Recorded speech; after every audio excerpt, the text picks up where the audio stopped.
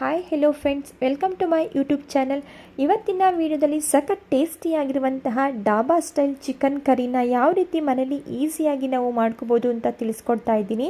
ಈ ಚಿಕನ್ ಕರಿನ ನಿಜವಾಗ್ಲೂ ನೀವು ಒಂದ್ಸಲ ಟ್ರೈ ಮಾಡಿದ್ರೆ ಪದೇ ಪದೇ ಮಾಡ್ತಾನೆ ಇರ್ತೀರಾ, ಅಷ್ಟು ಸೂಪರಾಗಿರುತ್ತೆ. ತಡ ಮಾಡದೆ ಯಾವ ರೀತಿ ಈ ಚಿಕನ್ ಕರಿನ ಮಾಡ್ಕೊಳ್ಳೋದು ಅಂತ ನೋಡೋಣ. ಈ ಚಿಕನ್ ಕರಿನ ಮಾಡಲಿಕ್ಕೆ ನಾನಿಲ್ಲಿ 1 kg ಆಗೋಷ್ಟು ಚಿಕನ್ನ ತೆಕ್ಕೊಂಡು ವಾಶ್ ಮಾಡಿ ಇಟ್ಕೊಂಡಿದ್ದೀನಿ. ನಂತರ ಇದಕ್ಕೆ ಅರ್ಧ ಟೀ ಸ್ಪೂನಷ್ಟು ಅರಿಶಿಣದ ಪುಡಿ, 2 ಟೀ ಸ್ಪೂನಷ್ಟು ಚಿಲ್ಲಿ ಪೌಡರ್, 2 ಟೀ ಸ್ಪೂನಷ್ಟು ಶುಂಠಿ ಬೆಳ್ಳುಳ್ಳಿ ಪೇಸ್ಟ್, ಹಾಗೆ ರುಚಿಗೆ ತಕ್ಕಷ್ಟು ಉಪ್ಪು, ಇಷ್ಟು ಪದಾರ್ಥಗಳನ್ನು ಸೇರಿಸಿ ಚಿಕನ್ ಜೊತೆ ಚೆನ್ನಾಗಿ ಹೊಂದ್ಕೊಳ್ಳೋ ರೀತಿ ಇದನ್ನು ಮಿಕ್ಸ್ ಮಾಡಿಕೊಂಡು ನಂತರ ಇದನ್ನು ಒಂದು 15ರಿಂದ 20 ನಿಮಿಷಗಳ ಕಾಲ ಒಂದು ಪ್ಲೇಟನ್ನು ಕ್ಲೋಸ್ ಮಾಡಿ ಚಿಕನ್ನ ಮ್ಯಾರಿನೇಟ್ ಆಗಲಿಕ್ಕೆ ಇಡ್ತಾ ಇದ್ದೀನಿ. ಈ ರೀತಿ ಚಿಕನ್ನ ಮ್ಯಾರಿನೇಟ್ ಆಗಲಿಕ್ಕೆ ಇಡೋದ್ರಿಂದ ಚಿಕನ್ ಉಪ್ಪು ಖಾರ ಎಲ್ಲ ಪರ್ಫೆಕ್ಟಾಗಿ ಹಿಡಿಯುತ್ತೆ. ಈಗ ಇದನ್ನು ಪಕ್ಕಕ್ಕೆ ಇಟ್ಕೊಳ್ಳೋಣ. ನಂತರ ನಾನಿಲ್ಲಿ ಗ್ಯಾಸ್ ಸ್ಟವ್ನ ಆನ್ ಮಾಡಿ ಒಂದು ಬಾಣಲಿನ ಇಟ್ಕೊಂಡಿದ್ದೀನಿ. ಬಾಣಲಿ ಬಿಸಿಯಾಗಿದ್ದ ನಂತರ ಇದಕ್ಕೆ 1 ಇಂಚಷ್ಟು ಚಕ್ಕೆ, 1 ಸ್ಟಾರ್ ಹೂವು, 1 ಜಾಪತ್ರೆ, 4 ಲವಂಗ, 4 ಏಲಕ್ಕಿ, ಹಾಗೆ 1 ಟೀ ಸ್ಪೂನಷ್ಟು ನಾನಿಲ್ಲಿ ಕಲ್ಲು ಹೂವನ್ನು ಸೇರಿಸ್ಕೊಳ್ತಾ ಇದ್ದೀನಿ. ಇದ್ರ ಜೊತೆಗೆ ಅರ್ಧ ಟೀ ಸ್ಪೂನಷ್ಟು ಜೀರಿಗೆ, 2 ಟೇಬಲ್ ಸ್ಪೂನಷ್ಟು ಕೊತ್ತಂಬರಿ ಬೀಜ, ಇಷ್ಟನ್ನು ಸೇರಿಸಿ ಲೋ ಫ್ಲೇಮಲ್ಲಿ ಗಮ್ಮಂತ ಆರೋಮ ಬರೋವರೆಗೂ ಇದನ್ನು ಫ್ರೈ ಮಾಡ್ಕೊಳ್ತಾ ಇದ್ದೀನಿ. ಈ ರೀತಿ ನಾವೇ ಮಸಾಲೆನ ಹುರಿದು ರುಬ್ಬಿ ಮಾಡೋದ್ರಿಂದ ಯಾವುದೇ ಚಿಕನ್ ಕರಿ ಆಗಲಿ ತುಂಬಾ ಟೇಸ್ಟಿಯಾಗಿರುತ್ತೆ. ಈಗ ಲೋ ಫ್ಲೇಮಲ್ಲಿ ಒಂದು 3ರಿಂದ 4 ನಿಮಿಷಗಳ ಕಾಲ ನಾನಿಲ್ಲಿ ಚೆನ್ನಾಗಿ ಇದನ್ನು ಫ್ರೈ ಮಾಡ್ಕೊಂಡಿದ್ದೀನಿ.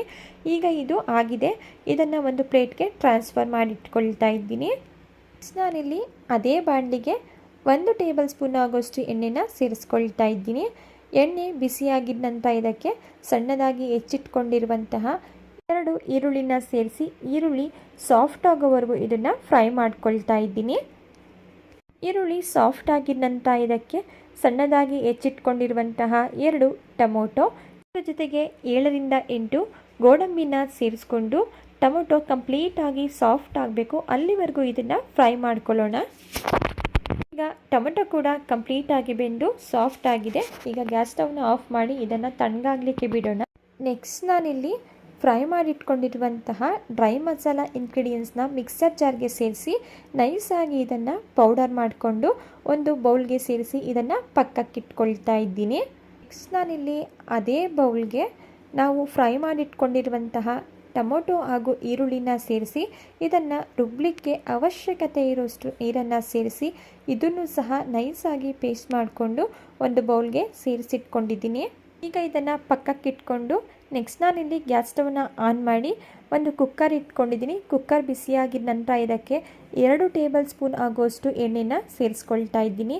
ಎಣ್ಣೆ ಬಿಸಿಯಾಗಿದ್ದ ನಂತರ ಒಂದು ಪಲಾವ್ ಎಲೆ, ಅರ್ಧ ಟೀ ಸ್ಪೂನಷ್ಟು ಶಾಜೀರಾ, ಹಾಗೆ ಒಂದು 4 ಹಸಿಮೆಣಸಿನ್ಕಾಯಿನ ಸೇರಿಸಿ ಹಸಿಮೆಣಸಿನ್ಕಾಯಿ ಸ್ವಲ್ಪ ಸಾಫ್ಟ್ ಆಗೋವರೆಗೂ ಫ್ರೈ ಮಾಡಿಕೊಂಡು ನಂತರ ಇದಕ್ಕೆ ನಾವು ಮ್ಯಾರಿನೇಟ್ ಮಾಡಲಿಕ್ಕೆ ಇಟ್ಟಿರುವಂತಹ ಚಿಕನ್ ಪೀಸಸ್ಗಳನ್ನ ಸೇರಿಸ್ಕೊಳ್ತಾ ಇದ್ದೀನಿ.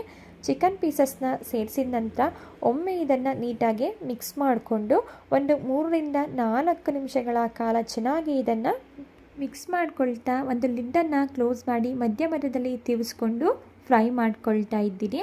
ನೋಡಿ, ನಾನಿಲ್ಲಿ ಈಗ 3ರಿಂದ 4 ನಿಮಿಷ ಚೆನ್ನಾಗಿ ಚಿಕನ್ನ ಫ್ರೈ ಮಾಡ್ಕೊಂಡಿದ್ದೀನಿ. ಈಗ ಇದಕ್ಕೆ ನಾವು ಗ್ರೈಂಡ್ ಮಾಡಿ ಇಟ್ಕೊಂಡಿರುವಂತಹ ಮಸಾಲೆ ಹಾಗೂ ಡ್ರೈ ಮಸಾಲೆನ ಸೇರಿಸ್ಕೊಂಡು ಒಮ್ಮೆ ಇದನ್ನು ಚಿಕನ್ ಜೊತೆ ಚೆನ್ನಾಗಿ ಹೊಂದ್ಕೊಳ್ಳೋ ರೀತಿ ಮಿಕ್ಸ್ ಮಾಡ್ಕೊಳ್ತಾ ಇದ್ದೀನಿ.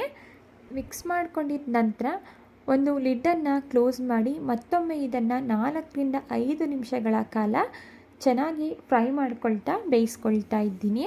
ನಂತರ ಇದಕ್ಕೆ ನಾನು 1 ಕಪ್ನಷ್ಟು ನೀರನ್ನು ಸೇರಿಸ್ಕೊಳ್ತಾ ಇದ್ದೀನಿ. ಹಾಗೆ ಇದ್ರ ಜೊತೆಗೆ 1 ಟೀ ಸ್ಪೂನ್ ಆಗೋಷ್ಟು ಗರಂ ಮಸಾಲ, ಹಾಗೆ ಸಣ್ಣದಾಗಿ ಹೆಚ್ಚಿಟ್ಕೊಂಡಿರುವಂತಹ ಸ್ವಲ್ಪ ಕೊತ್ತಂಬರಿ ಸೊಪ್ಪು, ಸ್ವಲ್ಪ ಪುದೀನ ಸೊಪ್ಪು, ರುಚಿಗೆ ತಕ್ಕಷ್ಟು ಉಪ್ಪನ್ನು ಸೇರಿಸ್ಕೊಳ್ತಾ ಇದ್ದೀನಿ. ಉಪ್ಪನ್ನು ನೋಡಿ ಸೇರಿಸ್ಕೊಳ್ಳಿ. ಚಿಕನ್ನ ಮ್ಯಾರಿನೇಟ್ ಮಾಡಲಿಕ್ಕೂ ಕೂಡ ನಾವಿಲ್ಲಿ ಉಪ್ಪನ್ನು ಸೇರಿಸ್ಕೊಂಡಿದ್ವಿ. ಈ ಎಲ್ಲ ಪದಾರ್ಥಗಳನ್ನು ಸೇರಿಸಿದ ನಂತರ ಒಮ್ಮೆ ನೀಟಾಗಿ ಇದನ್ನು ಮಿಕ್ಸ್ ಮಾಡಿಕೊಂಡು ಕುಕ್ಕರ್ ಕ್ಯಾಪ್ನ ಕ್ಲೋಸ್ ಮಾಡಿ ಮೀಡಿಯಂ ಫ್ಲೇಮಲ್ಲಿ 2 ವಿಷಲ್ ಆಗಲಿಕ್ಕೆ ಬಿಡ್ತಾ ಇದ್ದೀನಿ. ಇನ್ನು ಈ ರೆಸಿಪಿನ ನೀವು ಓಪನ್ ಪಾತ್ರೆನಲ್ಲೂ ಕೂಡ ಮಾಡ್ಕೋಬೋದು, ಅದು ಕೂಡ ತುಂಬಾ ಟೇಸ್ಟಿಯಾಗಿರುತ್ತೆ. ಈ ರೀತಿ ಕುಕ್ಕರ್ನಲ್ಲಿ ಮಾಡೋದ್ರಿಂದ ಸ್ವಲ್ಪ ಬೇಗನೆ ನಾವು ಚಿಕನ್ ಕರಿನ ಮಾಡ್ಕೋಬೋದು. ಈಗ ನಾನಿಲ್ಲಿ 2 ವಿಷಲ್ ಆಗಿದೆ. ಕುಕ್ಕರ್ ಕ್ಯಾಪ್ನ ಓಪನ್ ಮಾಡಿದ್ದೀನಿ. ನೀವೇ ಇಲ್ಲಿ ನೋಡ್ತಾ ಇರ್ಬೋದು ಎಷ್ಟು ಸೂಪರ್ ಆಗಿರುವಂತಹ ಚಿಕನ್ ಕರಿ ರೆಡಿಯಾಗಿದೆ ಅಂತೇಳಿ. ಟೇಸ್ಟ್ ಅಂತೂ ಸೂಪರ್ ಆಗಿರುತ್ತೆ. ಒಂದ್ಸಲ ಮಿಸ್ ಮಾಡದೆ ಟ್ರೈ ಮಾಡಿ ನೋಡಿ. ಓಕೆ ಫ್ರೆಂಡ್ಸ್, ಇವತ್ತಿನ ಚಿಕನ್ ಕರಿ ರೆಸಿಪಿ ನಿಮಗೆ ಇಷ್ಟ ಆಗಿದೆ ಅಂತ ಭಾವಿಸ್ತಾ ಇದ್ದೀನಿ. ಇಷ್ಟ ಆಗಿದ್ದರೆ ರೆಸಿಪಿಗೆ ಒಂದು ಲೈಕ್ ಮಾಡಿ. ಇದೇ ರೀತಿ ಸಿಂಪಲ್ ಹಾಗೂ ಸೂಪರ್ ರೆಸಿಪಿಗಳಿಗಾಗಿ ದಯವಿಟ್ಟು ಚಾನಲ್ನ ಸಬ್ಸ್ಕ್ರೈಬ್ ಮಾಡ್ಕೊಳ್ಳಿ.